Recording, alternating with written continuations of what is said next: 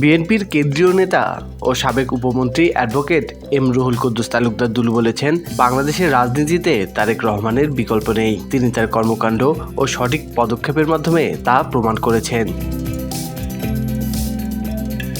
শনিবার 16 নভেম্বর বিকেলে নলডাঙ্গা উপজেলার মাধবনগর ডিগ্রি কলেজ মাঠে ইউনিয়ন বিএনপি আয়োজিত জনসমাবেশে প্রধান অতিথির বক্তব্যে দুলু এসব কথা বলেন।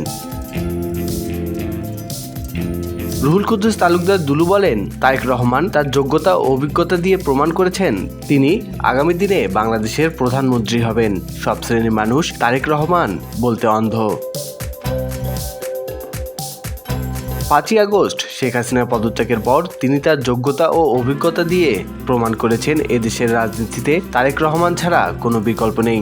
বিএনপি সবসময় জনগণের পাশে ছিল এবং আছে, ভবিষ্যতে জনগণের কল্যাণে কাজ করে যাবে।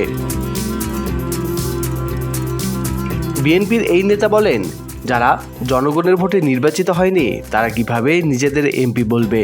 তারা রাতের ভোট চুরি করে এমপি হয়েছে, জনগণের ভোট পায়নি। সেজন্য অন্তর্বর্তীকালীন সরকারকে আইন করতে হবে যেন তারা বলতে না পারে তারা সাবেক এমপি। তারা অবৈধভাবে এমপি হয়ে মানুষের সম্পদ লুটপাট করেছে, মানুষের জায়গা দখল করেছে। তিনি আরো বলেন, আমি যদি সামনের ভোটে এমপি হই 15 বছরের কাজ 1 বছরেই করব ইনশাআল্লাহ। গত 15.5 বছর আওয়ামী লীগ বিএনপির নেতাকর্মীদের আক্রমণ করেছে, হামলা করেছে, বহু নেতাকর্মীদের হত্যাও করেছে। তারা নতুন করে আবারও ষড়যন্ত্র শুরু করছে। এই সন্ত্রাসী আওয়ামী লীগের এই বাংলাদেশের মাটিতে স্থান হবে না।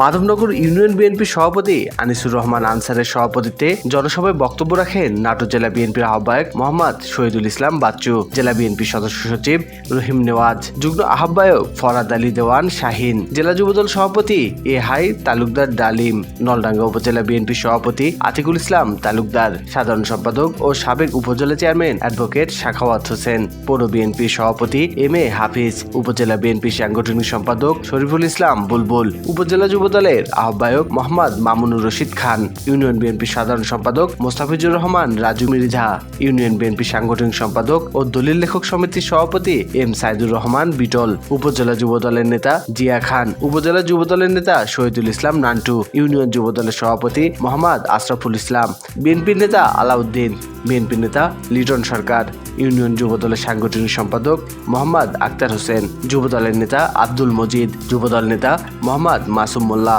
যুবদল নেতা মোহাম্মদ আইনুল মোল্লা, ছাত্রদল নেতা মারুফ হোসেন মারুফ সহ আরো অনেকেই।